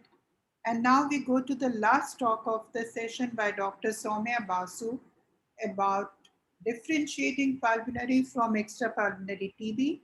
And then Manfred is going to take up some controversies. Yes, Soumya. Yeah, all set. Thank you, Dr. Vishali and Dr. Manfred, for choosing this very interesting topic and asking me to present on it. Okay. So again, there's a bit of a, sorry. So why is it important for ophthalmologists to understand pulmonary and extrapulmonary tuberculosis? The reason is that the evidence for systemic TB is the basis of our diagnosis of ocular TB in the majority of cases.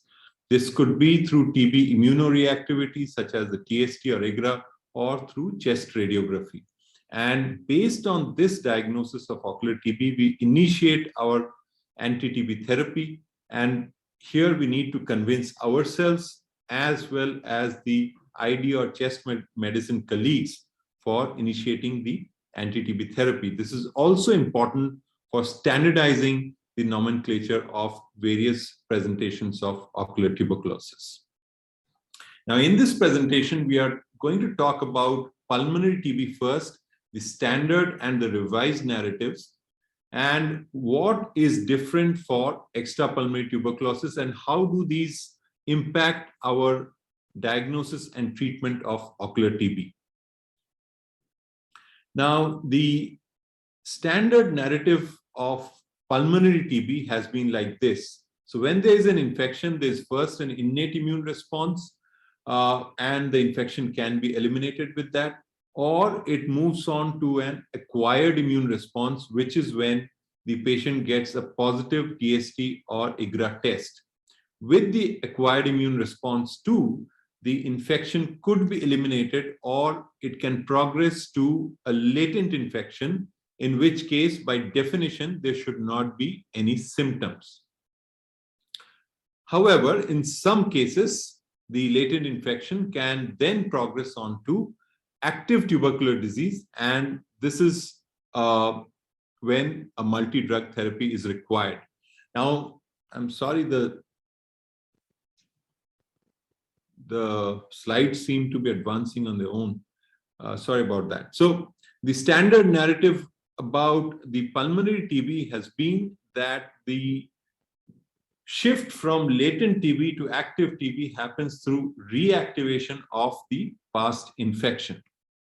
This has been challenged by this recent paper in BMJ in 2018, where the authors provided a narrative review of longitudinal studies on TB of both the pre as well as the post-antibiotic era. The authors noted that most TB cases represent a progression of recently transmitted infection, and this occurred within 18 to 24 months after the primary infection. They also noted that there is no special bacterial state which happens during the asymptomatic phase. The reactivation, however, was more common in the low endemic populations. Now, there are two important points here for the ophthalmologist. The first one is that the authors suggested that TB immunoreactivity, either through TST or IGRA, does not always imply the presence of viable bacteria in the body. This is because during the initial stages of anti-TNF therapy, when infliximab was given to TST positive patients without any prophylaxis for TB, more than 95% did not develop a reactivation of TB. Also, in patients of TB who died due to causes other than TB, at least 96% of the visible calcific tubercular lesions were found to be sterile on autopsy. The other important lesson for ophthalmologists was that the immunological memory seemed to be more robust if the duration of infection was longer. Now, the authors quoted a study by Atuk and Hunt from 71, where isoniazid prophylaxis was given to asymptomatic TST positive hospital employees. Now, amongst those employees that had a TST conversion of less than 1 month, only 5 of the 20 treated patients remained positive after treatment. However, in those who had a TST conversion of more than 1 month, means the duration of infection of more than 1 month, all the 17 treated patients remained TST positive even after the treatment. What is the lesson for ophthalmologists here? It means that a larger TST or IGRA response does not mean a greater likelihood of active TB or any other TB infection in the body. It also means that the response to IGRA cannot be used to judge the response to treatment, because it is depending on the duration of systemic TB infection prior to the initiation of the anti-TB therapy. With this background, let us see what do we know about extrapulmonary TB. Now, up to 40% of all TB is thought to be extrapulmonary, and there has been an increasing incidence of extrapulmonary TB, even though the pulmonary TB incidence is coming down. Now, there are various reasons why which the extrapulmonary TB could be underreported, and the reason for this could be the variable diagnostic criteria, and this was very much prevalent in ocular TB for a long time. A lack of microbiological evidence and concurrent pulmonary TB, which is being reported as pulmonary TB alone. Now, how is extrapulmonary TB different from pulmonary TB? Number one factor is, like we discussed in the first presentation, that there are multiple anatomical niches of infection in nearly every organ of the body in both phagocytic as well as non-phagocytic cells. I would suggest you to look into this paper from Mexico, where patients who had died due to causes other than TB and had never been known to have TB were found to have TB DNA in the liver, spleen, and kidney. The other important difference between extrapulmonary and pulmonary TB is that extrapulmonary TB is not evolutionary beneficial to the mycobacteria, because it halts the transmission of the TB infection. So the mycobacteria are not too happy to live this extrapulmonary life. On the other hand, the host cells at the extrapulmonary sites are also not adapted to kill MTB. They are not the places where MTB usually goes. With this kind of a situation where neither the guest is happy nor the host is happy, we have an uneasy calm between the host and the guest, where both of them have to survive together without being happy about the situation. So what are the lessons for ocular TB that we have picked up from our discussion on pulmonary and extrapulmonary TB? First, the TB immunoreactivity, be it with TST or with IGRA, is not always equal to viable bacteria in the eye or anywhere else in the body. You have to consider, like Dr. Vishali mentioned in the presentation, the clinical picture before you reach the judgment of the diagnosis of ocular tuberculosis in your patient. The second point is that the size of TB immunoreactivity is again not equal to the likelihood of infection or even the response to treatment. Here I should mention two important points for the audience. First, the purpose of having a cutoff of either TST or IGRA is to eliminate the possibility of atypical mycobacterial or BCG infection. And the cutoff limit is lowered whenever the pretest probability of tuberculosis is higher. So in non-endemic countries where the pretest probability is lower, you have a higher cutoff value of 15 millimeters, while in endemic countries, it is lower at 10 millimeters.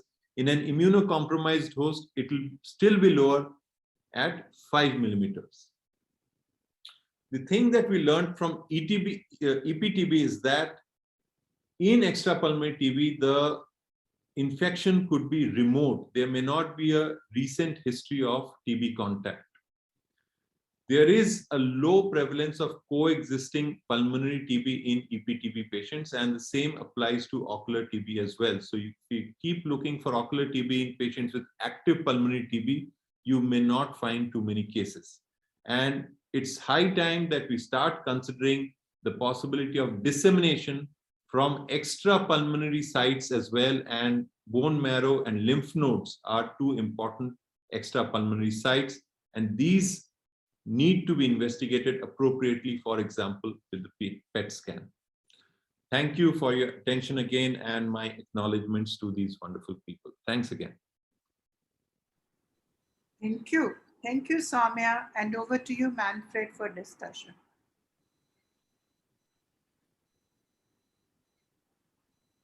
Manfred?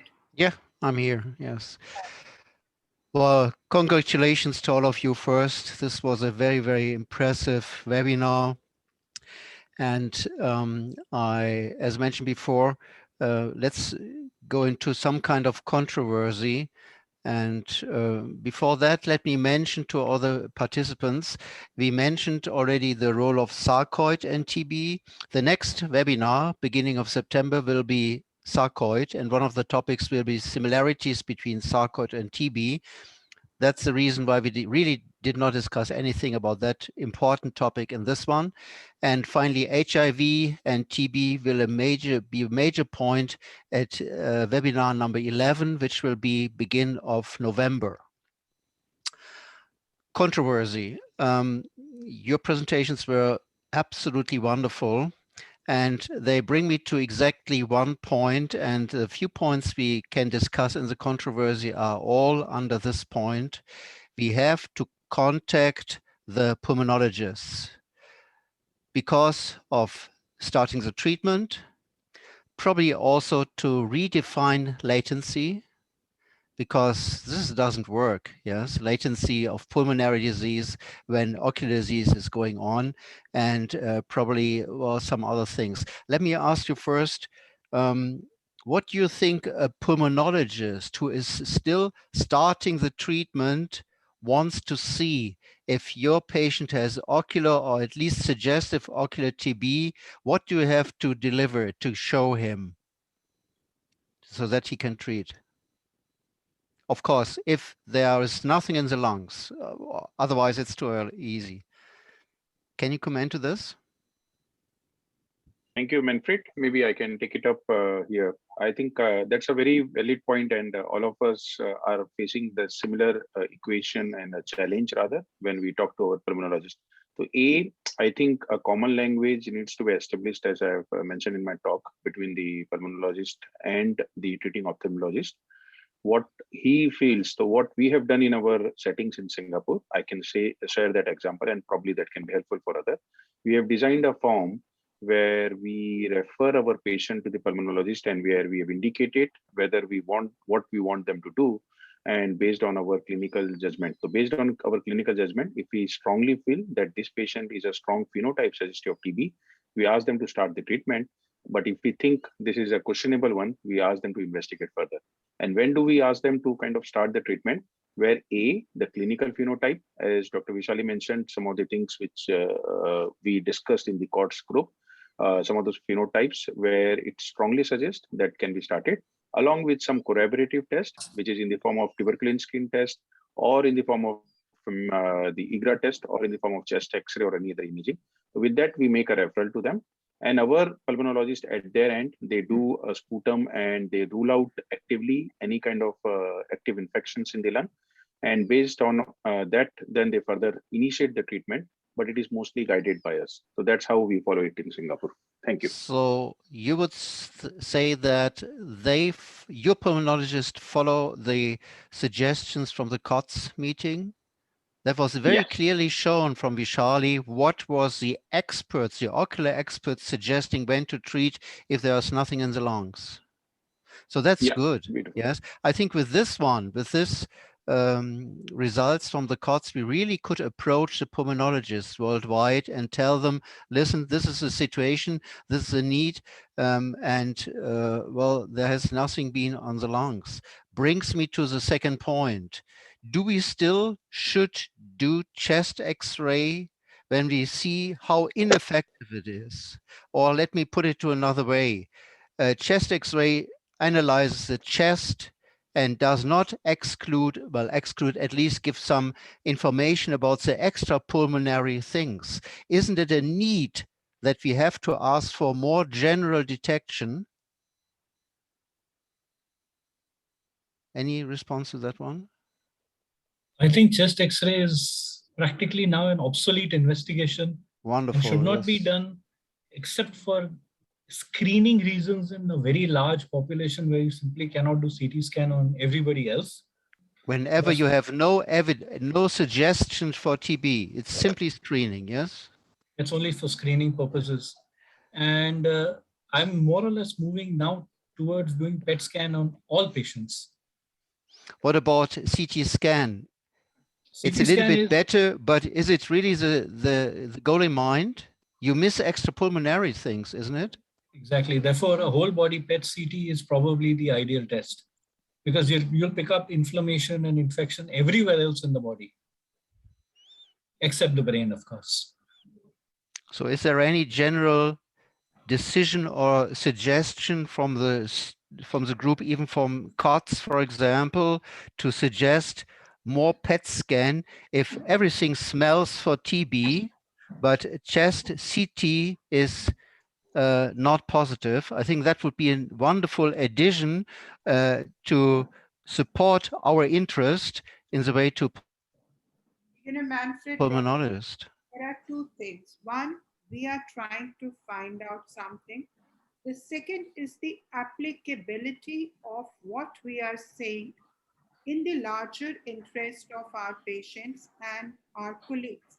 Now, if we put PET scan, I know it will pick up a lot of lesions. But the COTS, which is meant for widespread use, and we put that a PET is required to make the diagnosis, our gene expert is required to make the diagnosis. Most of the pulmonologists in the developing countries would refuse to No. give anti-TB drugs because you do not have the PET and all. So, as you are mentioning, it's good if you can have, but even if you do not have and you have a very strong phenotype and you are in the endemic country and simply your PPD is positive, should be the reason enough to start ATT, and you don't have to feel guilty that you can't do a CT or a PET. If you can do it, that's the best scenario. But even if you cannot do it, that should not be the reason not to treat the patients. So I think in the center there is a must to treat. It must be possible to treat, and it's not that pulmonologists can try to block when we strongly suggest to make a treatment. I think that's very good. Sumyava?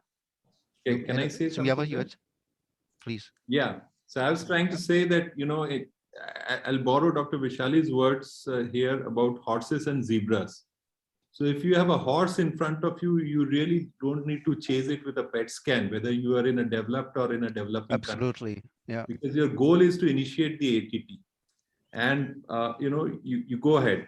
It's in the zebras where, and how desperate you are to find the etiology, how difficult it is to distinguish it from a non-TB etiology where you start considering something like a PET scan or, anything lesser than that to reach the diagnosis of TB. So this distinction has to be made about, we can't have a generalized statement for all the TB patients. Okay. Well, I think we are all aware that the zebras are mostly not running around through India. They are in the Western world, in the non-endemic world, where we have probably more serpiginous choroidinitis, yes, where we hardly find any signs of TB, definitely hardly any pulmonary signs, probably a positive IGRA or something like that. So this is also in our world, definitely. And with PET, at least we were able to find 2 patients with a positive TB biopsy with this one. If there are no other questions, probably one more again in this way to pulmonologist. Vishali mentioned already the country-specific regimens of treatment. Are they really very different? Do you have any information about what's going on in the world about anti-TB treatment? I think I can answer that. In India, there is something called as the revised National TB Control Protocol. And the major change is that we use INH, rifampicin, ethambutol, and pyrazinamide for 2 months. But we continue to use INH, rifampicin, and ethambutol for the remainder of the treatment. So if you're giving a 6-month course, if you're giving a 9-month course, the patient gets ethambutol for the full duration of anti-TB treatment now. And as you can imagine, there has been a massive increase in ethambutol optic neuropathies that we have seen in the last 1 or 2 years, because all chest physicians are now prescribing ethambutol for the complete duration of the treatment and not merely the first 2 months, which is not the practice, I believe, in the Western world yet. Manfred, in same thing in Singapore also, there is a discrepancy, and usually as a standard of care, we give them 6 months therapy for most of the pulmonologists. But even in the same country itself, you can see different practitioners giving a different kind of therapy. So they sometimes work with the colleagues, the ophthalmologists. Some of them, they give it for 9 months in the recalcitrant and it's not responding, and based on the response from the ophthalmologist, and some of them even give it for 12 months. So I think within the country itself, there is a lot of variation, and we did not reported about this from the group which we analyzed from the courts, because there was so much of variations and we could not figure out how to kind of report it, because there were 6 months, 9 months, 12 months, and even there were centers who were doing 15 months. So these are the facts, but we haven't really dissected those facts and looked into what are the countries who are specifically looking into the longer term therapy as against the countries who are looking into short term therapy. So there is still a kind of significant discordance between the country based on the duration of therapy at least. Well, I think one of the points is we do not have any markers, biomarkers for that one. Has any one of you some kind of idea what we could use as a biomarker of progress, which may determine the time of treatment? Not now, I think, but in near future. Any idea besides clinic? Basu can say that. No, it's hard to say. Probably the proteomic studies will bring an answer to that. But sorry, Dr. Basu, on that only, I wanted to ask you also on the single cell study omics and the proteomics, how specific it can be. And I know Rima also worked on it a little bit, and all. I just wanted to check on that, the proteomics, the multiomics, and a single cell study, how it can be helpful for us in the future. So one advantage with the single cell transcriptomics is that it's very useful in situations where there are very few cells, and vitreous samples are very typical of that. Usually in other, let's say somebody is looking at rheumatoid arthritis, the amount of fluid they get from the joints, they have like millions of cells, or they're looking at blood, they have millions of cells, whereas the best we can get in from the eye are a few thousand cells, which is ideally suited for single cell transcriptomics. So I think that is the way to the future. The challenge there is mainly with the data analysis. You can have the money, you can send the sample to the appropriate lab and get all the data. It's how to make sense of the data is what will be a big challenge with single cell. But coming back to the question that we were discussing earlier about biomarkers for resolution of inflammation, I think one point that is going to confound this understanding is that the kind of biomarkers that are coming from an infection will have something in common with those that are coming from autoimmunity and from non-infectious conditions. So there will always be if you look at the subsets of biomarkers from TB versus autoimmunity versus non-TB infections, they all have something in common between each other. So it'll be very difficult to have one biomarker or even a set of biomarker that will tell you, yes, this is TB and nothing else, or this is, say, toxoplasma and nothing else. At some point of time, we are going to depend on the clinical evaluation of the patient. It cannot be a tube test that will tell us, okay, this is your diagnosis and you can start your treatment. Well, biomarker, I thought about biomarker less in the sense of finding the correct diagnosis. I think there has been a lot of things done. It's more about how can we reduce treatment? Is it okay? Is it quiet? Besides quietness of the clinical picture already, and of course of recurrences. Yes, biomarker for me, the good point for biomarkers is, can we find out a good the point where a recurrence may be possible before we see a massive disease in the eye. And I would agree, it has to be some kind of biomarker measuring the autoimmunity, at least the immunity, the immune situation, and probably less the infection, but probably also a little bit the infection. But I think the important point of the eye, and that's something pulmonologists definitely don't know, is that this organ is mostly under danger due to the immune response. Yes, it's not, especially when we got the first thing done, nicely treated with ATT, then I think the immune response is really something which is shocking the eye. Manfred, even for meningitis, pericarditis, they are using a lot of steroids along with anti-TB. So they are aware of this problem. Yes, yes. So I probably you think most also should have some kind of contacts to CNS TB people, how far they are. They should have the similar problems as we have, actually. in fact, steroids are now being used by more and more pulmonologists as well, because they want to prevent the lung scarring because of TB. Yeah. The next question would be actually Manfred, some type of immunosuppression in these patients. Yes. Manfred, I've put down one slide based on these biomarkers. Maybe if I can share with you, is that okay? If I can I share? think, yes, we have probably 1 or 2 more minutes for this Very one. quickly, just a Yes. concept which probably we can think about. I think it requires multi-different approach as we talk about the biomarkers and where we are heading for. As I put together, so you have the patient at the center and with the different groups. So what has been lacking is we've been focusing too much on the TB uveitis group. We have to get the non-TB uveitis, some healthy control, and also, of course, for the pulmonary TB and maybe the extra pulmonary tuberculosis group. And where we have to have a very strong database, strong registry, which is needed, and which something IUSG can consider at something which can be set up at IUSG level. And all these patients need to go a standard set of images, which we need to learn from our medical retina colleagues, how they utilize the imaging and some of the things which have to go. Because at the end of the day, some of these tests of the biomarker which we're talking about can be very expensive. And we need to correlate it back to the imaging, how imaging can help. I'm not saying the imaging at this stage is going to be helpful as a biomarker, but those need to be correlated with some of the biomarkers which we need to do. And these are the kind of set of biomarkers which can be explored, whether it is a deep immunophenotyping, whether it is single cell RNA sequencing, or whether it is a paracentesis we do from the AC, but vitreous, because we don't do it commonly, the vitrectomy. So probably we'll have to resort to the AC paracentesis only, but wherever we can get a sample of the vitreous, again, the same sequence, the same thing can be fit in.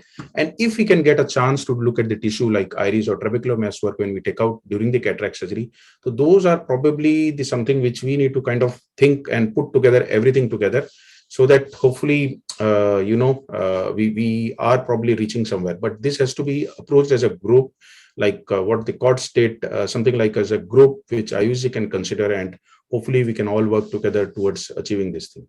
Yeah, just some thoughts. Wonderful. So that would be another aspect for COTS probably to continue in this way. I think the societies will be more than happy to support you in this regard. But at that regard, I think we also should include, in addition to the people you already invited to COTS, probably some pulmonologists or more pulmonologists, infectious immunologists and things like that. It's their work, yeah. Well, if you don't have any more questions, I think we are a little bit over time already. There are still, Vishali is already answering this one. Wonderful. Answer 38 questions. Can I ask one question to Dr. Vishali? The last question, Manfred, if you allow me. Sure, quick. So if I read your papers, they're very interesting. But what intrigues me is that a man to test positive in serpiginous needs treatment. But a man to test positive in intermediate uveitis, we feel that it doesn't need treatment, right? But do you think, why is it so? Like the phenotype, the bug is the same, immunity is the same, and a different phenotype we say we treat, and this we don't treat. Abscess is simple, we treat with anti-TB. But these are all hypersensitivity reactions. So do you have a thought on this? That is based on the real life data published from Dr. Basu's group and from the CORDS group, that intermediate uveitis patient, the response to ATT was not good. Like serpiginous choroiditis, when we intervene with ATT, the recurrences are reduced by 89% of the patients do not have. But when intermediate uveitis for hard group is treated with ATT, the recurrence reduction is only 35 or 40%. There are still 60% to 70% who continue to have the disease. So probably this is what Soumya is going to understand, hope us understand in future, that what are the immunotypes where autoimmunity is so predominant that probably it's targeting the autoimmunity rather than the underlying bug. So it was all based on like anterior uveitis, for example. It responds very nicely to topicals as well, but adding the ATT based on the CORPS data did not show a significant reduction in recurrences.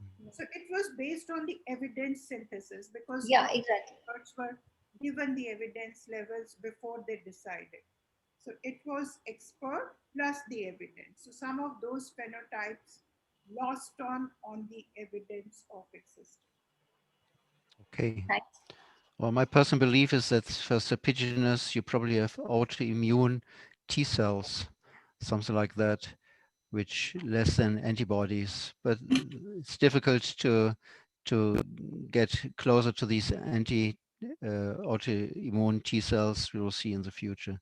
Thanks to all of you. It was a very entertaining, for me, it was a very entertaining meeting. I hope that our participants felt the same. Thanks so much to all of you again. You will get, to our participants, you will get after this meeting a evaluation sheet. Please send it back and then you will get your documents in time. Thanks very much. Enjoy your weekend. We will meet in a month about sarcoid uveitis. Bye. Bye-bye. Bye-bye. Thank you. Thanks so much. Wonderful. See you later. Vishali, thanks so much.